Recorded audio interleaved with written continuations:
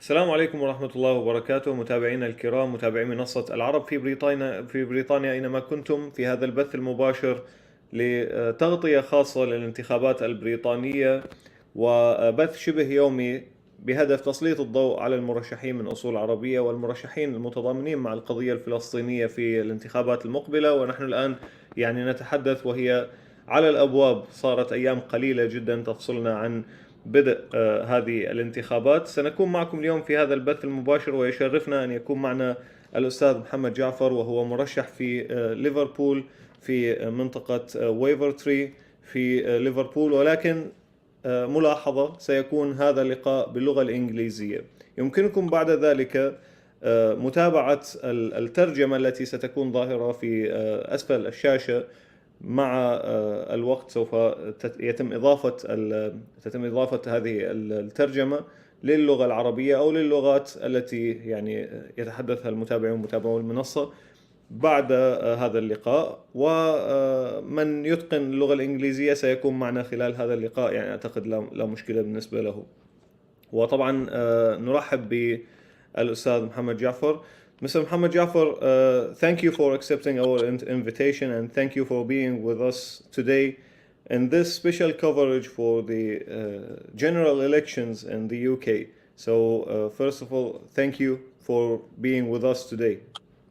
Assalamu alaikum wa rahmatullah, and thank you for having me, giving me a chance to reach out to the community and give us a chance to let people know what we're on about. Thank you very much. Thank you as well. Mr. Jafar, can you talk to us or talk to the audience about your CV, your historical background, where you're from originally, how did you begin working in a political field or in the elections? How did you start thinking about being a candidate for the general elections, for the people whom doesn't know you? Okay, I'll start by letting you know that I'm originally from the Yemen, and Yemen is it's heavily in the news lately, and the sympathies that go out with our whole Middle Eastern brothers is there for all to see. I came to the UK when I was only 6 years old. My father had been here since 1955. He was in the steelworks. I followed when I was 6.5 after horrible things happening in the Yemen, which we don't need to go into right now. But it's on the similar lines that's happening over in the Middle East now. Now, I grew up in a little town called Bootle, which is part of Liverpool. And I went to school there. I went to university in Liverpool. Basically, I grew up in a small business environment. My father had a small shop on Peel Road in Bootle, and then we bought another shop in Old Swan in 1984. I stayed in the shop from 1984 till 2006 and built up a loyal following of customers. I was part of the community, and the community was part of me. In 2006, I opened a small office in Lodge Lane, preparing accounts and bookkeeping, and that flourished. And now we have an office in Waverley. Quite historically, the building that I'm in is the old Plessy's building, which was a very big company in its day, replaced by Apple now. But things keep moving on, and it's development, you might say, and progress. And in some fields, it doesn't seem like progress. We have jobs leaving Liverpool all the time. So that's my historical background, where I grew up and how I came to Liverpool. Yes. We'll talk about the issues. I'm sorry to interrupt you. Yeah. We'll talk about the issues, but if you can give as much as you can of the information about yourself. My involvement in politics, yes, definitely. Well, growing up in this community, we've we have a lot of feelings and a lot of hate, and I've seen how the politics has changed in Liverpool. It's always been a Labour town. It was a militant Labour back in the 80s and 90s. And now we don't know. It's been quite frustrating, really. Labour has morphed. And my political background, well, I've got no political background, right? The thing that started us all off and that opened our eyes in Liverpool was everything that's happening in Gaza. Yeah. Before, we were happy to let things roll by. But when things are like that happening over in the Middle East, and people are out there marching every weekend, right? And it's getting nowhere. And I've seen this as an opportunity to actually do something.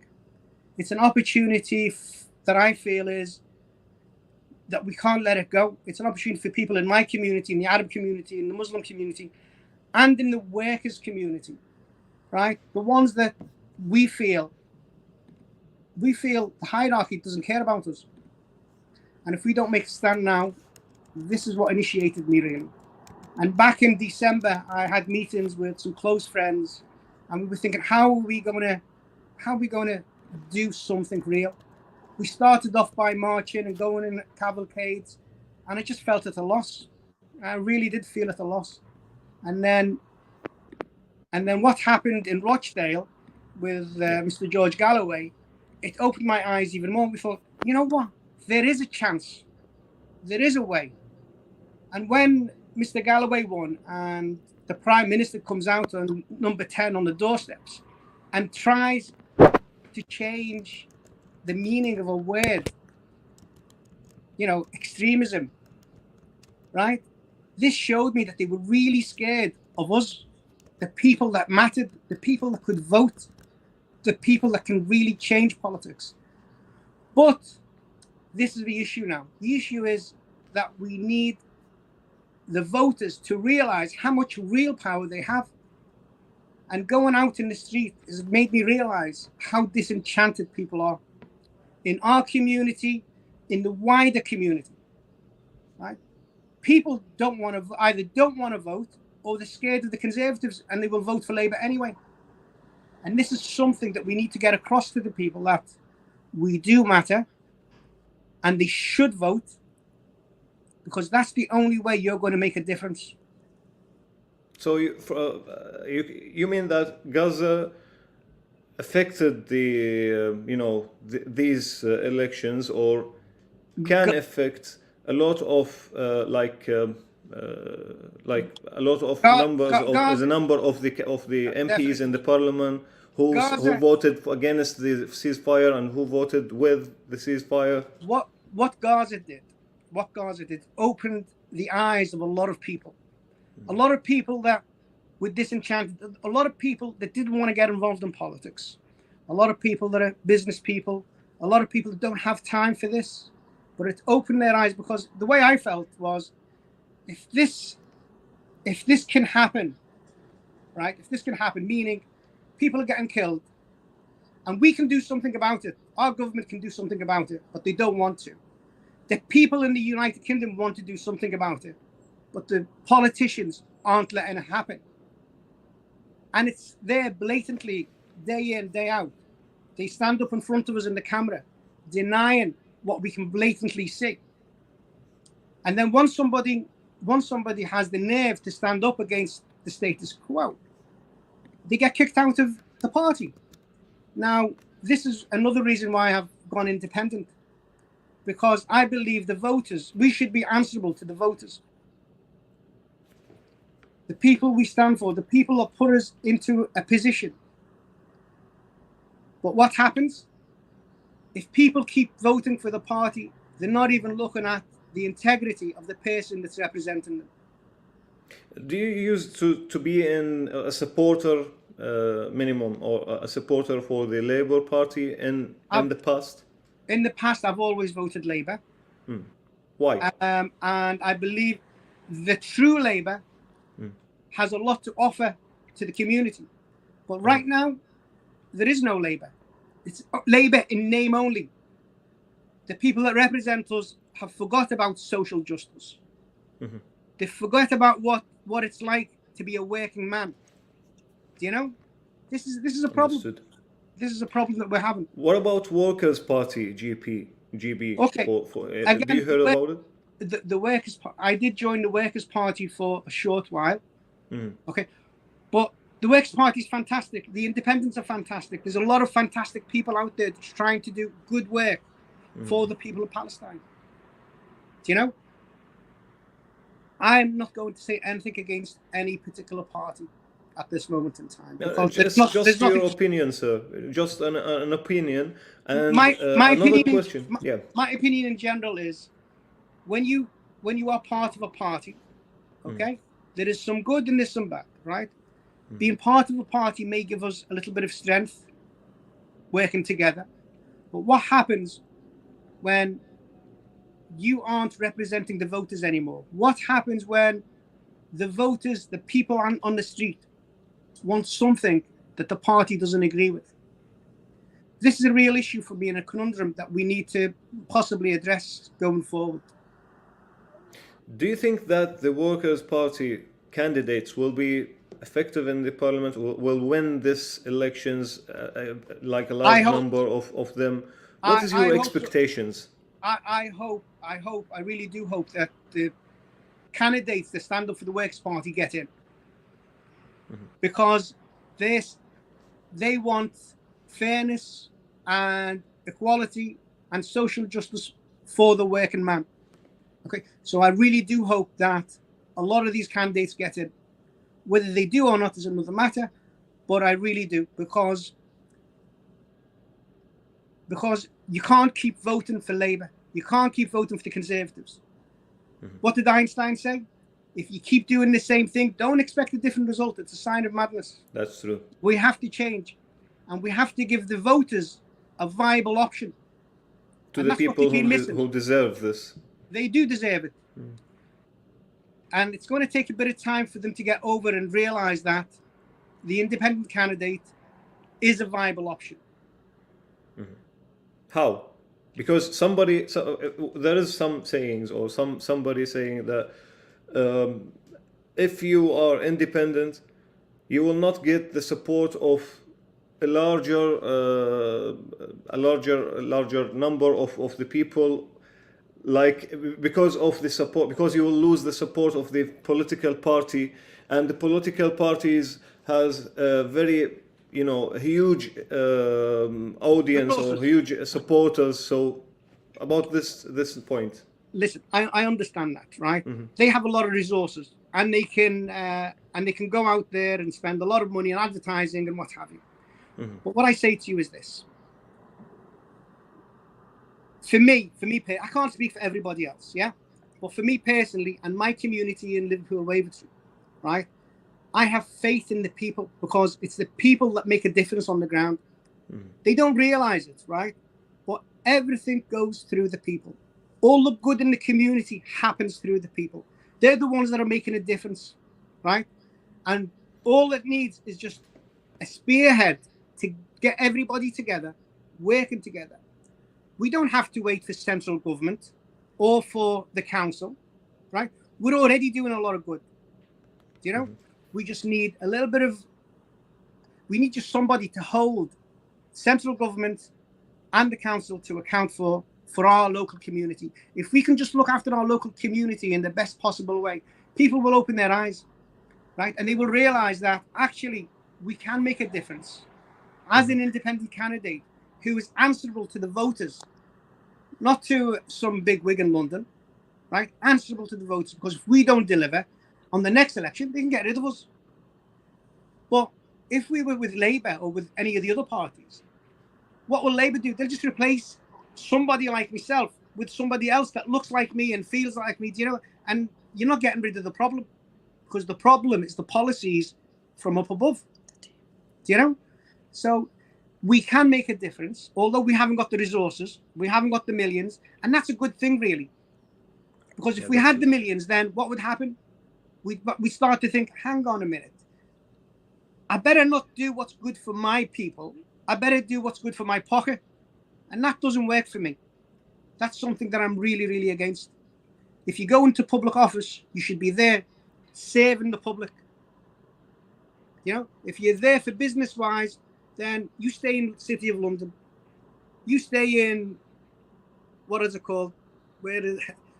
I even forgot the name of the big bank. What is it? Saks, whatever his name. Yeah. Understood. Stay there, make some money there, leave us alone.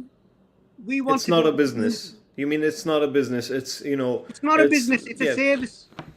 Yeah, it's a service. You give your time. Mm-hmm. You give your time because why? Because you want better schools for your kids, right? For your kids, for my kids, right? I want a better health service for my family. I want better jobs for my brothers and sisters and my children, my grandchildren. Wonderful. يبدو أن هنالك خلل فني، لكن سيعود لنا السيد محمد جعفر الآن. يبدو أن هنالك انقطاع في شبكة الإنترنت منه، لكن سننتظر.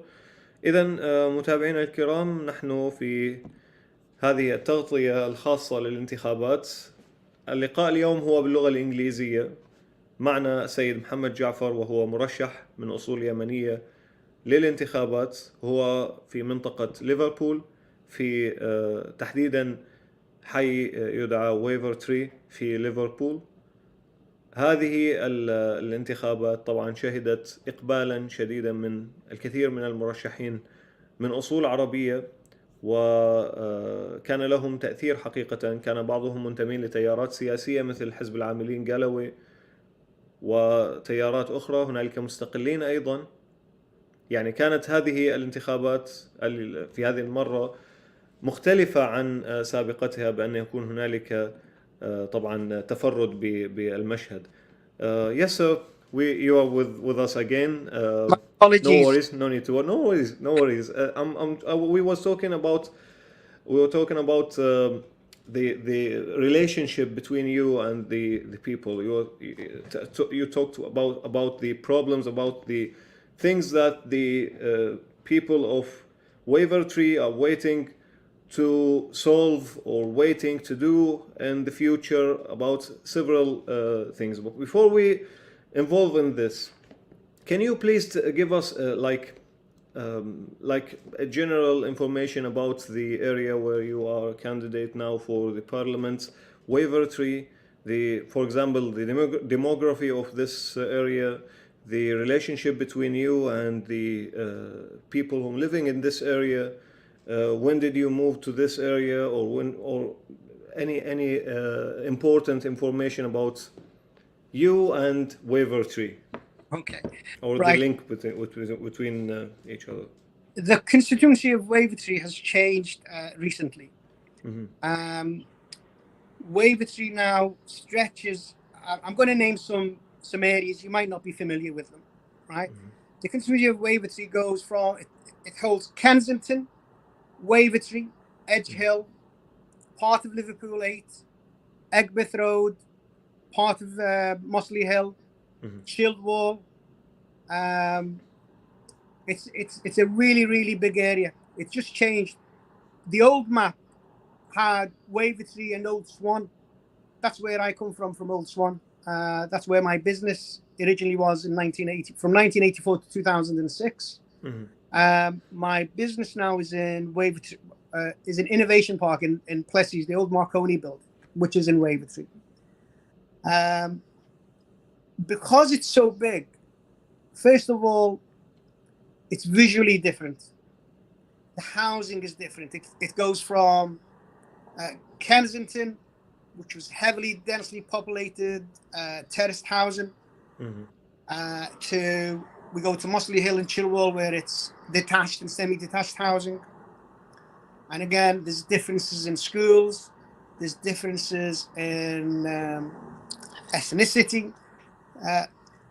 There's a lot of differences and a lot of contrasts. What is the majority of the ethnicities that's living in Waverley? Yeah, it's very diverse, and we have also a very large student residence. Yeah, residence. Now, when we say diverse, I'm talking about, okay, we have Chinese, we have Kurdish, we have Syrian, we have Yemen, we have Bengali, we have Pakistani, we have many Arab denominations, right? And obviously then we have Irish and ethnic English people, you know. But also we have many religions as well. You have all your Christian faiths, your Muslim faiths, Hindu faiths, and many other faiths that I can't think of at the moment. But what about the population? We have 2 cathedrals as well in Liverpool. Most cities have 1. We have 2. Nice. It's a phenomenal place. And work-wise, sorry, go on. The population of okay, the the area. population there's 72,000 voters. So obviously there's a lot more than 72,000 people in Waverley. There is work-wise, a lot of the big industries have gone out of Waverley. You know, we have the likes of Marconi and Plessy's, which I keep going on about. That was a really big employer for Waverley. You know, we haven't got the docks. Docks are further south and north on the River Mersey, but we're all inland. There's no water, mind you. There is on Otterspool. We come onto the river, but there's no heavy industry. The heavy industry is on the outskirts, going towards Speke, going towards Knowsley. But we have you live in this area from a long time, or you moved to this area currently, or how long do you live in this area? I've been in Liverpool since 1976, right? Which is, I'm 54 years old now. So what does that make it? 48 years. My life has been here. My children are here. They're all born here. My grandchildren are born here.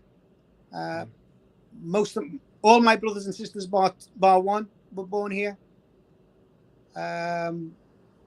So you are well known for the people because you spent most of your life in this area. So I saw, by the way, I saw a lot of pictures for you and the people of the residents of the area of Wavertree, and seems like that you have a very special relationship with them, like you are so close to them. And when we talk about this relationship, of course, that means more responsibilities on you, especially that everywhere in the UK now, unfortunately, facing very serious issues in housing, in NHS, in the youth, society, or in another sectors.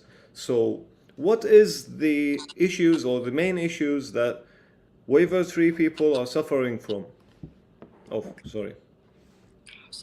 The main issues is it's a crunch in their pockets, right? The cost of living is for everybody, whether you are in a good job or you're not in a good job, it's affecting everybody. You've got the interest rates going up. You've got utility providers hiking up the prices.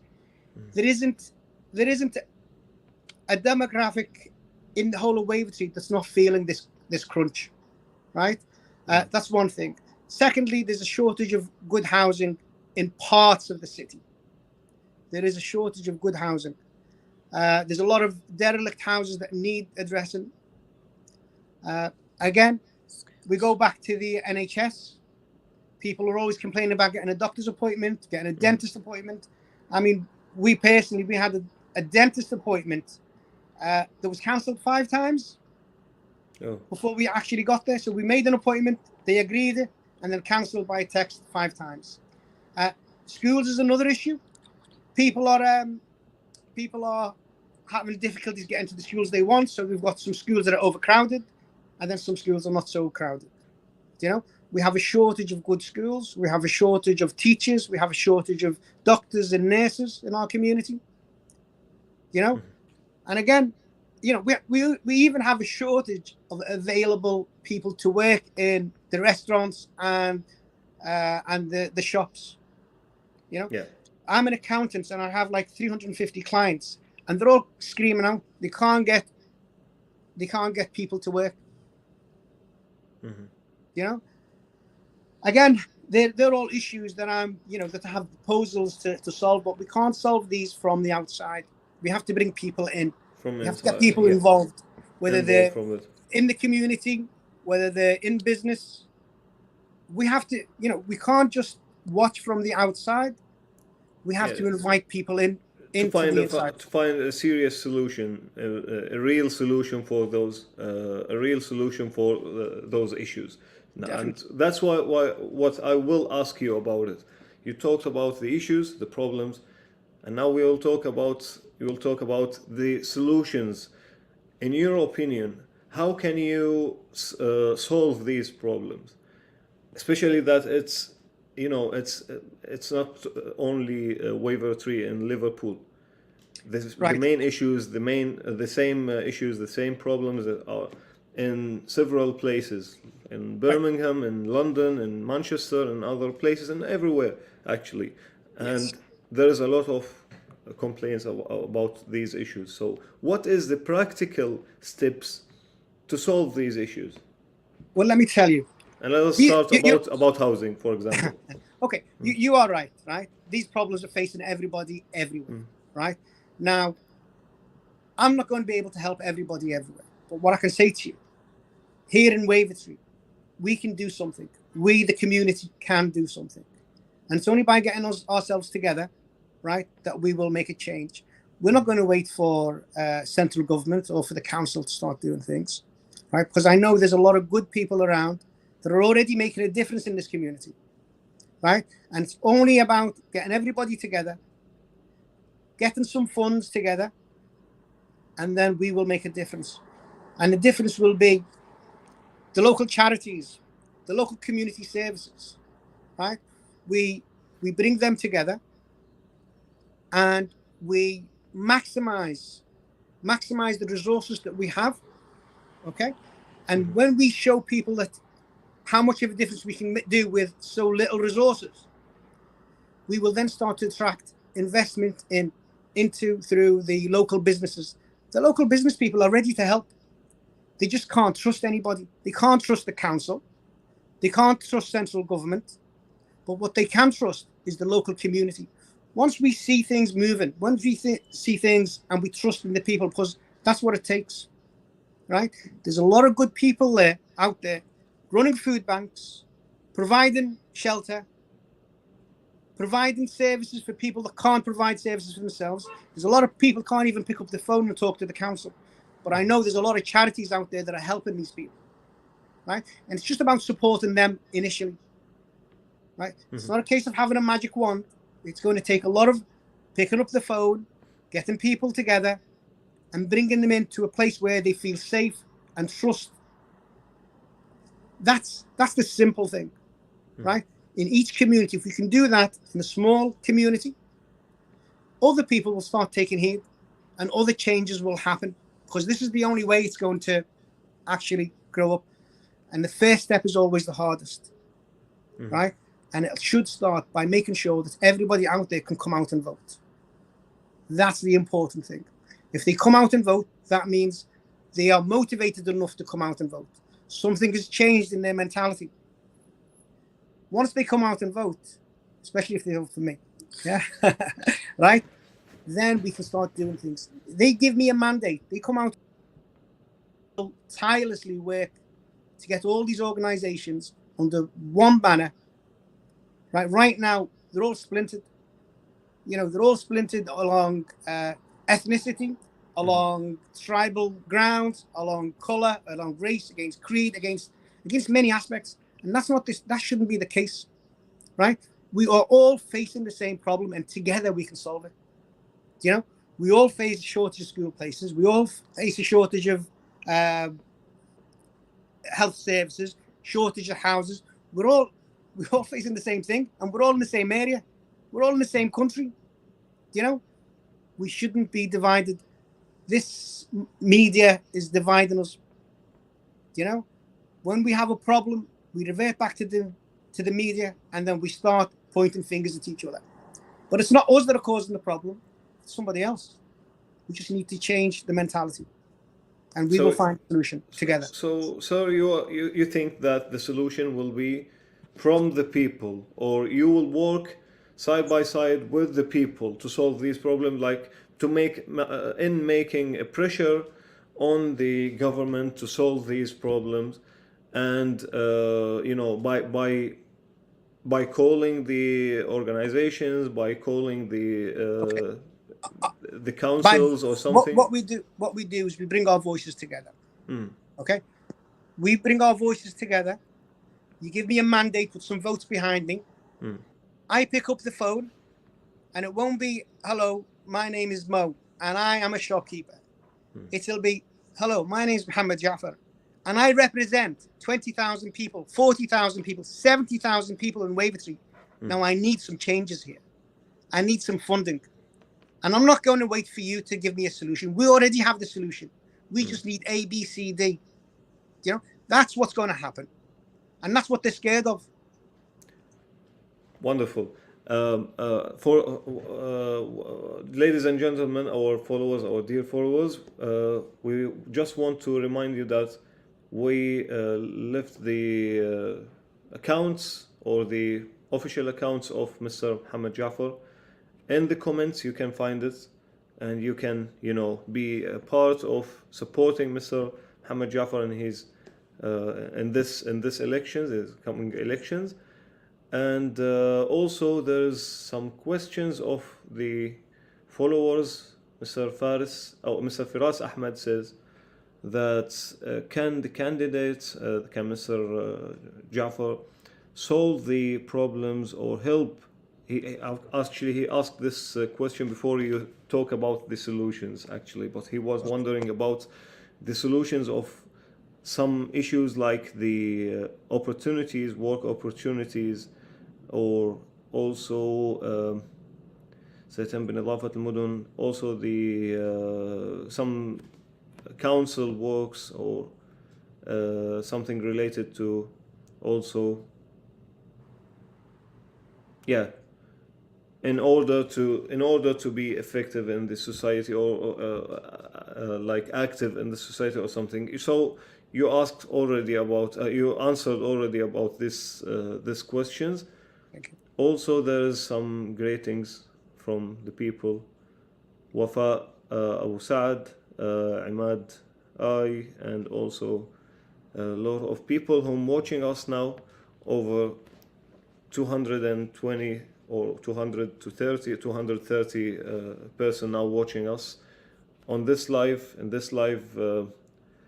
Now we will talk about another thing, which is the area in general, Liverpool. How many Arab candidates or originally Arab candidates are now in this race for the parliament? In Liverpool, I'm aware of myself, and I'm aware of one other gentleman. His name is Sam Gorst in Garston. I'm not sure whether his ancestry is Yemeni or Palestinian. Okay, but I've heard some good news about him. I've heard some good stories about Mr. Sam Gorst running for Garston. I don't know whether he's in part of the group or not, but he's another good person. I've only heard lots of good about him. But this is the problem. See, when other Arabs heard that I was running, there was another two people that came to me, and I helped them fill out the forms, but they missed the deadline by about 5 minutes. Right. So this is what I want to motivate. I want to motivate people to stand up and be counted, because we can't keep relying on other people to fight our wars. Right. We need to stand up, not just as Arabs or as Muslims, but as members of the community. Yeah. You can't keep hiding behind a counter. You can't keep hiding behind a piece of paper. You need to come out. You need to get involved. These laws, these policies affect me, and they affect you, and they affect the wider community. It's no good complaining and crying about it later on. Right? We can make a difference. You have to believe. You have to desire. You have to believe, and you just have to go for it. Yeah. And this point specifically, some people said that, how can I trust somebody? I know that the elections, it is a very important matter for all the Britons here. I know that there is a lot of cases discussed during the process of elections. I know that it's not only Arabs, I know that, but now we are talking about something very important happened in the Middle East, which is Gaza and Palestine and what happening in there. And we, many of the Arabs, are concerning or very interested in watching this process because of what will happen next and who will be in the parliament. So what will be the result of the decisions of the UK towards the Middle East cases like the Palestinian case. And regarding to this, also I have some questions related to how, if we want to solve these problems or solve the foreign policy or make the foreign policy better for Arabs or for the Palestinians in the future, we should be a part of these elections, because most of Arabs unfortunately said that what if I participate? It will change nothing. So that's why I ask, or I have a question saying that how can you, or how do you evaluate the Arab participation in this elections? Okay. Well, and see, Muslim participation also as well. Well, let me put this right first of all, right? Mm-hmm. What you've just mentioned there is an Arabic perspective or a Muslim perspective. Well, let me tell you this. It is not an Arabic perspective and it's not a Muslim perspective, right? This perspective is all through the communities, yeah? All through British politics. Yeah. Politics has got us all thinking the same way. Let me tell you, in the 5th of May, local elections, only 10% of the people come out to vote. 10%. Right? Where I voted, 200 people out of 2,000 people voted. Is it an Arab issue? Is it a Muslim issue? No. Yes. It's a political issue. Right? Everybody feels that, what the hell, it's not going to make a difference.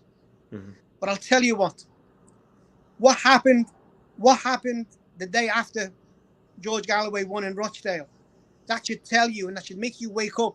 We do make a difference and they do stand up. Yeah. Mr. Sunak came out on the doorsteps of number 10. Right? Why? He felt threatened. Right?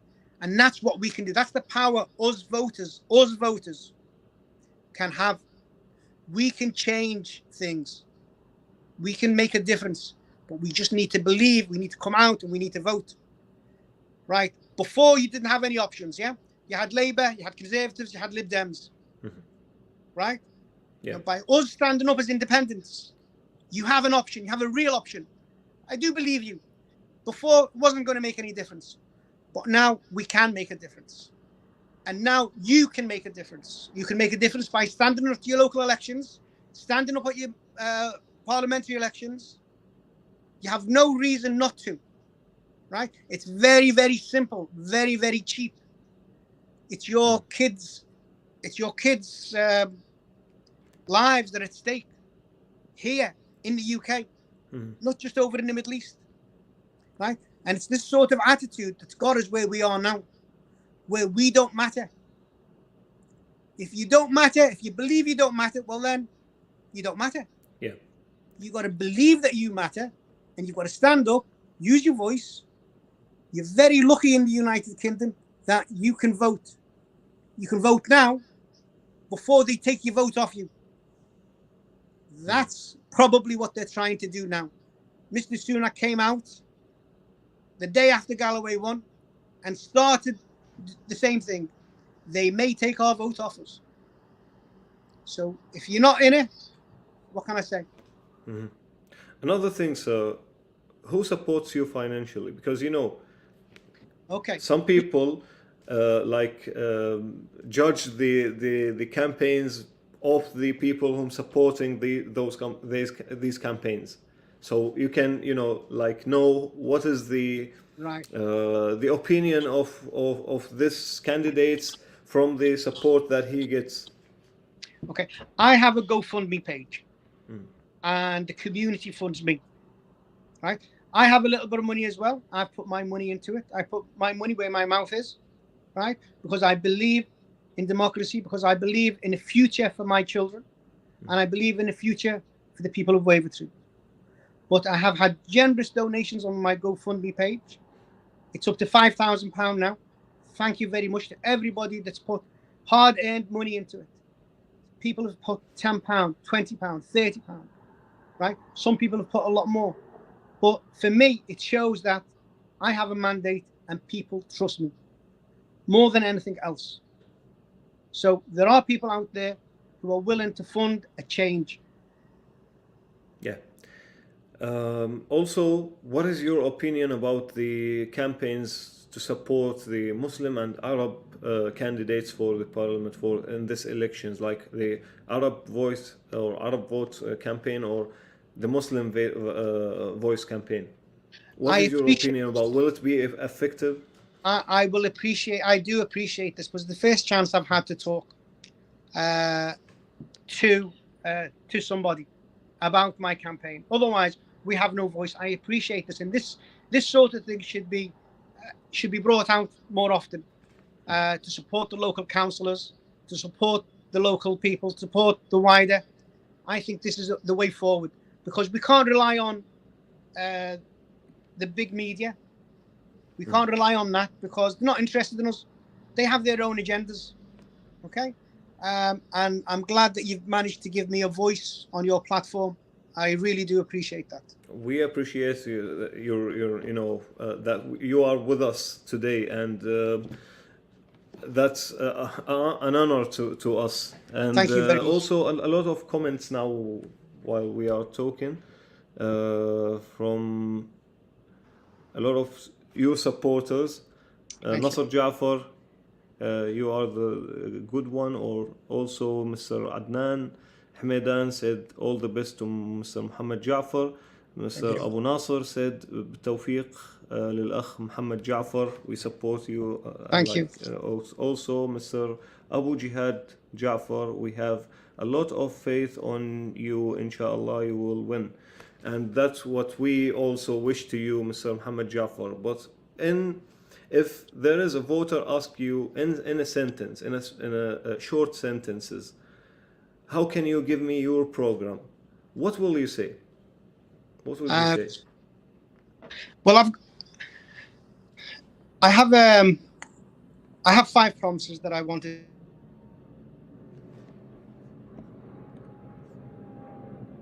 يبدو أن المشكلة عادت. سننتظر الأستاذ محمد جعفر في انتظاره الآن. نعم، كانت اللقاء شيق يعني كما تابعتم. هنالك الكثير من الحلول تحدث عنها السيد محمد جعفر، ومنها مثلا طريقة حل أي إشكالية بالنسبة لما يحدث في المتطلبات بالنسبة للحي ويفرتري حيث هو مرشح في ليفربول. وقال بأن هنالك الكثير من الطرق قد يتبعها، لكن أساسها هو أنه يكتسب تأثيره في البرلمان من الشعب الذي هو جزء منه من شعب هذه المنطقة، وهو الذي يقيم في هذه المنطقة ذكر منذ أكثر من 40 عام في ويفرتري. وللأهالي هناك ثقة كبيرة جدا بالسيد محمد جعفر. Sorry about that. No worries. We are here. The question was, what will you say to the voter if he asks you, or if they ask you in a short sentences, what is the point of your program for elections? In a short sentences, what would you say? To summarize why they should vote for me, I think that's what you mean, yeah? They should vote for me because I will definitely be out there standing shoulder to shoulder with them, sharing their problems, but more than that, solving their problems. I'll be solving their problems together with them, living with them, feeling with them. My main message to them is don't lose hope, right? And just trust in yourself, trust in your commitment, come out and vote. Make sure you vote. No matter what area you're in, you need to come out and vote, and not vote for the local, for the usual crew, right? I will be there with you. Don't lose hope. Yeah, that's about the voting process. But what is your program in a points? Like if we make it like a point, for example, 1, 2, 3. That's what will I do Okay. if One, two, I win one, the elections? One, I will hold central government to account. I will hold council to account, local government to account. I will put together a team that will bring together all the people on the ground that make a difference. I will reach out to the local communities. I will bring them all together, and we will work together to solve all their problems, which are my problems too.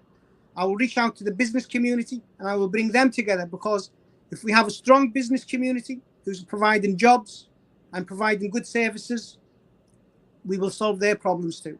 That's 4. And on the 5th item, we will work together with the landlords, with local councils, to try and upgrade the housing that we have, and to try and bring in more housing into the system. There are 5 items.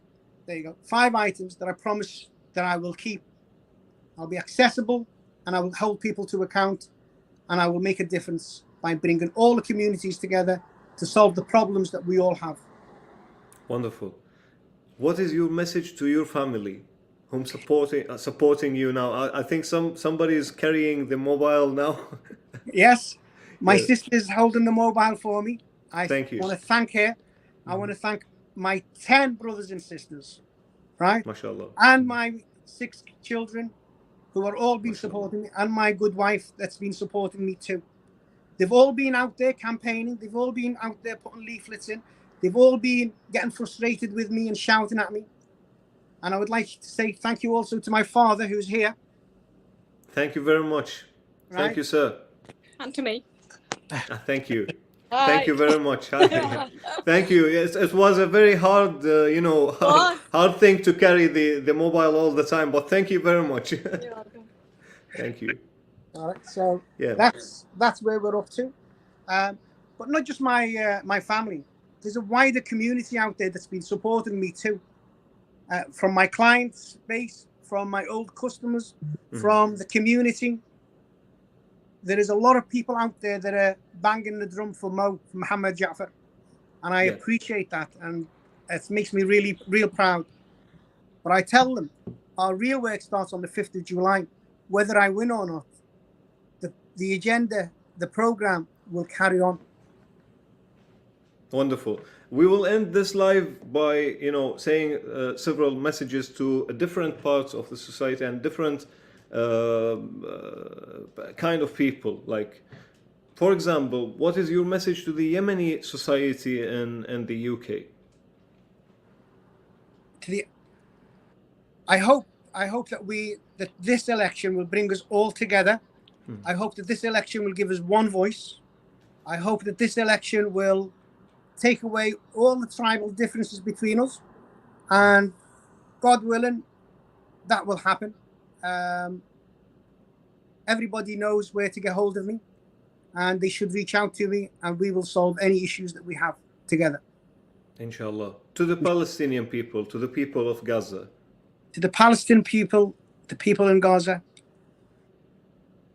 there's not much more I can say.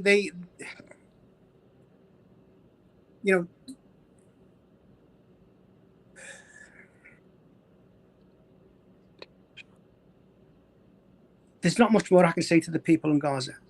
They're the ones that are keeping the flag of all humanity up. I just wish that we could do more under these circumstances. I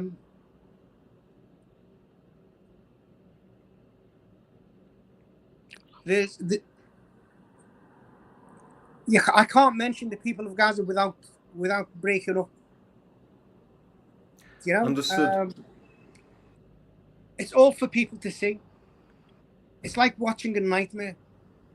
We're stuck on our phones day and night, hoping and praying, looking for some good news. And there's no good news. There's no good news. You pray, you look, you think something's going to happen, and it's just not happening. And they they make me proud to be an Arab. They really do. And I don't know if I was in their place that I would. I just don't know.